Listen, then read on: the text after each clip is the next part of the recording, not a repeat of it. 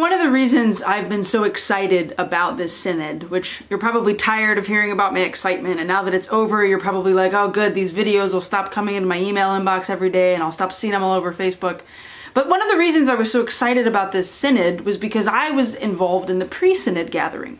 Back in March, 300 young adults from around the world were brought to the Vatican for a week's worth of meeting and fellowship and engagement and discussion and conversation, and it resulted in a document that influenced the Instrumentum Laboris, which of course was the working document for the synod that just happened, which influenced the final document, which now we have. So there you see. So basically I wrote the final document. Like, that's what I'm saying. I'm kidding. But I was at that pre-synod gathering in March, and a lot of the things that happened at that pre-synod, every single time I saw something that was happening at the synod itself, a little part of me got super pumped, because what happened in March was a template for how young people can be engaged and involved in the life of the church. And Pope Francis came and visited the pre-synod gathering on the first day back in March. And he came and he spent 4 hours with us, and he gave a speech at the beginning of his time with us. And he said something that has stuck in my mind for the past 8 months, and that was in my head the entire month of October. He said to the young people gathered that we were invited to share without fear, so to speak our minds, to speak honestly, to believe confidently that we would be heard, so to share without fear. And then he said to the young people, if you are not here, then a part of the access to God is missing. He said that to a group of young adults brought to the Vatican for a week. If you are not here, then part of the access to God is missing. This synod and the final document which was approved, the final document which we should get a translation of in English any day now, the final document and this entire synodal experience and this entire synodal process and this entire process of bringing young people to the table and allowing young adults to converse with and spend time with bishops and sharing all of this with the world has been a snapshot of how when young people are present, when young adults are given a voice, when bishops listen to young adults and then speak directly to young adults, then we are able to approach the Lord, we are able to live church in a new and beautiful way. And in a way, and in a sense, this is one of the things that Pope Francis said in his closing homily that when young people are present in the life of the church, when young people are able to contribute ideas, when young people are valued and taken seriously, then some of the heaviness and the slowness of the church is removed, and the church is vibrant, and the church is dynamic, and the church is engaging. Now, the final document, again, which we'll get a translation of soon, it follows the through line of the road to Emmaus. Part 1 is all about how Jesus Christ walked with these two apostles and he listened to them. And so part 1 of the document really kind of looks at the snapshot of what young people are facing in the world today, how they approach their family relationships, their perceptions and understandings of Jesus Christ, the things that they grapple with and the things that they struggle with. It's kind of this 10,000 foot view of the reality that young people face. And then part 2 is all about how their eyes were opened, how Jesus Christ listened to them, and then they, and this is important, they listened to Jesus Christ.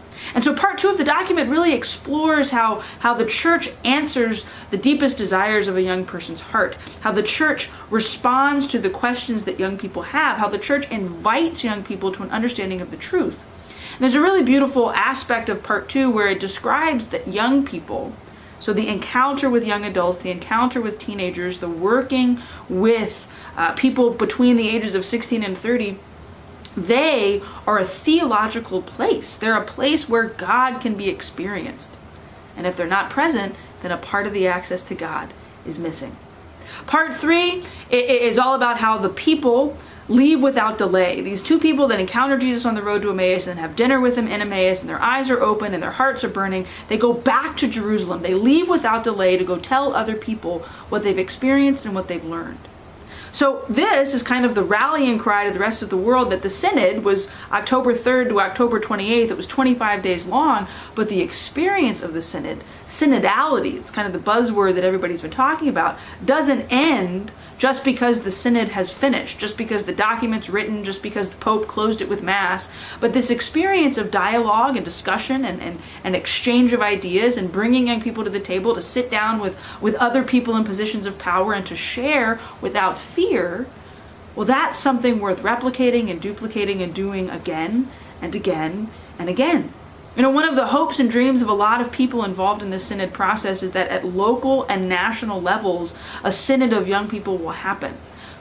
Bishop Caggiano, who's done some videos for Ave Explores and who was there in Rome for the entire month, has already tweeted out just last week that he's beginning to make plans to do a synod of young people in his diocese in Bridgeport, Connecticut. That he wants the people of his diocese to listen to and understand the realities that young adults are facing in the bounds of his diocese. How beautiful is that? We mentioned last week how Bishop Burbage in Arlington was holding listening sessions with young people at their annual rally. How great that a bishop wants to hear from his people. Plans are already being made to ensure that this synod isn't just a one and done, but that the experience of walking alongside, of listening to, and of being able to challenge young people to conversion happens at the local, at the regional, and at the national level. One of the most beautiful things to come out of this synod wasn't just a document that will then give us plans of what we can do in ministry. It was a letter from the Synod Fathers to the young people of the world. And I want to read a quote from this letter that I think is quite moving. The Synod Fathers said to all young people of the world that the church is your mother. She does not abandon you. She is ready to accompany you on new roads, on higher paths where the winds of the Spirit blow stronger, sweeping away the mists of indifference, superficiality, and discouragement. The church is your mother. She does not abandon you. And I think one of the challenges of this synod is to ensure that young people don't abandon the church.